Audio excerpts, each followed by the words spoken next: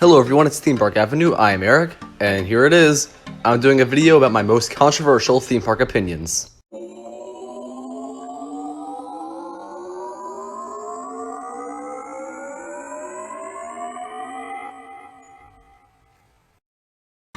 Before we get to this list, comment down below after you see the video if you want to see more of these videos about controversial opinions, because trust me, I have much more than 10.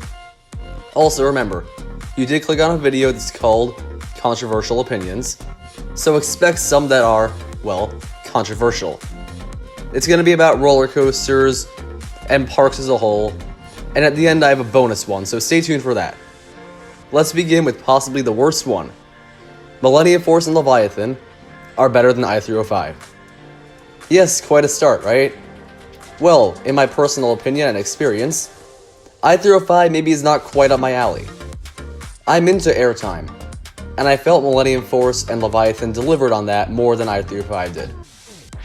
Of these coasters, Millennium Force for me is far ahead of the other two. It's one of my favorites out there. I've talked about that a lot before. The speed is amazing. It has sustained intensity that's really fun, but also great airtime, awesome forces. Feels long, really fun.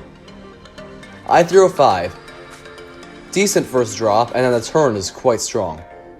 And the intensity is good, but I thought it just wasn't as enjoyable as Millennium Force. It felt less forceful but more draining, and I wasn't quite as into that. For Leviathan, just as shocking for that to be above it, I'm sure.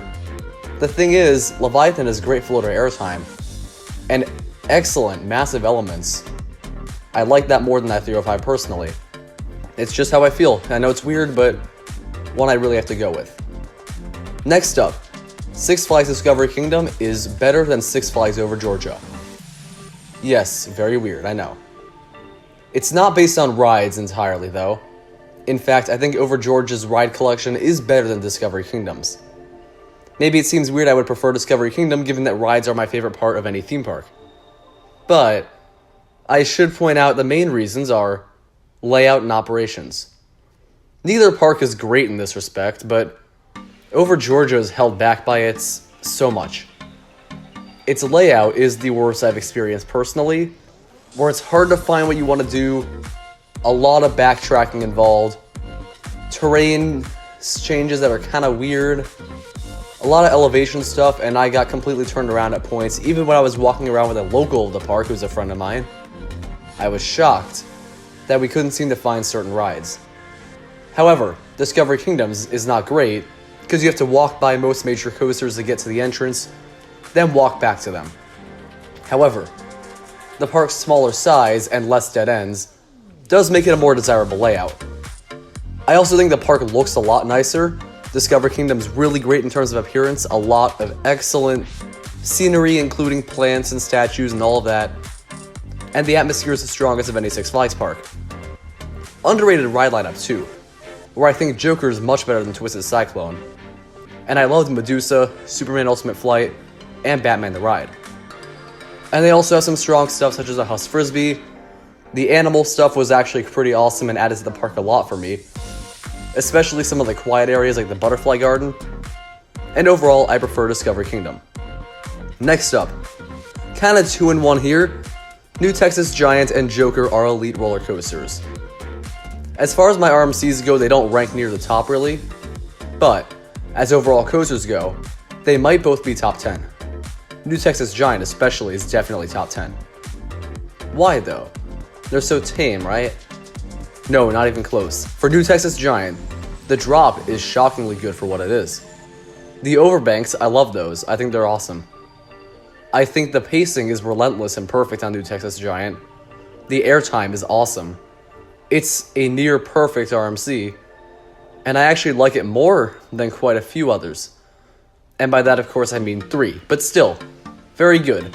And then the Joker is also elite, where even though its first drop is not strong and its speed is not the best, it feels long, has fantastic inversions, and really throws you from your seat with great airtime.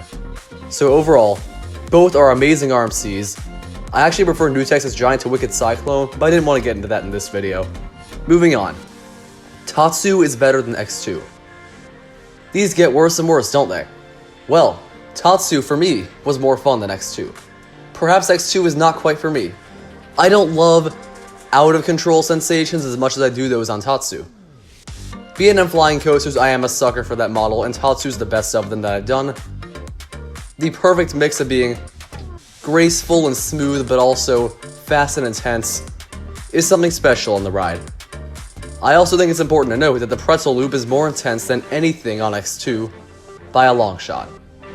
I love X2's first drop, the turn after that is good, and plenty of the stuff on X2 is great. 2/3 of it is disorienting fun, but the final part is very painful, and some parts drag a bit more, whereas Tatsu keeps its excellence the whole way through for me, and overall, it's just an elite roller coaster.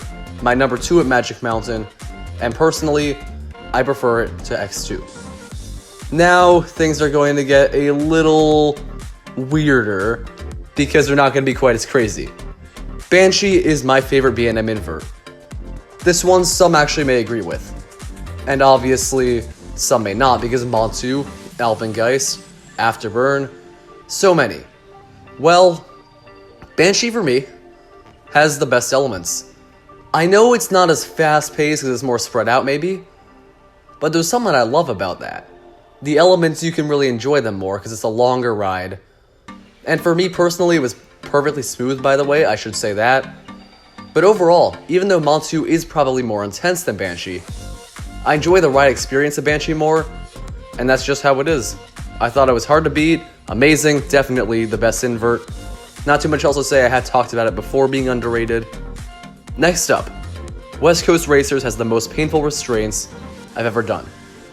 Now, I was going to actually use this for Maverick, but then I rode West Coast Racers, and it was the worst.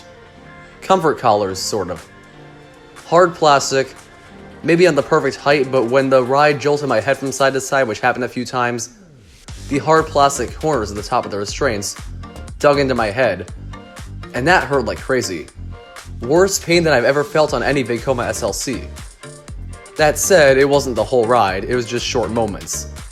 So the ride is not terrible, but that was definitely a huge buzzkill of the ride for me. Now moving to another overall park one. Six Flags New England has a terrible supporting lineup of coasters. A very negative one for sure, but let me explain. I'm just saying that besides the top 2 and maybe Joker, I don't really enjoy any ride here. I thought Pandemonium was a bumpy spinning coaster, but that's probably the 4th best one. Batman the Dark Knight is the 2nd roughest B&M I've ever been on, even though I constantly hear it's smooth. Maybe I got unlucky. Riddler's Revenge did not exist when I went, so I only have Mind Eraser to go off of.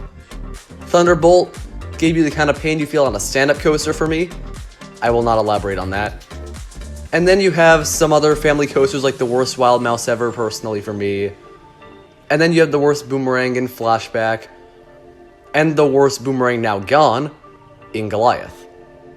So that lineup did not quite do it for me, but I do love the top 3 there, and I'll go back soon, so it'll get a second chance. Now for one that I'm afraid to say out loud, but I did not like Volcano the Blast Coaster. I rode it before it closed. I really thought it was one of the worst coasters I'd ridden.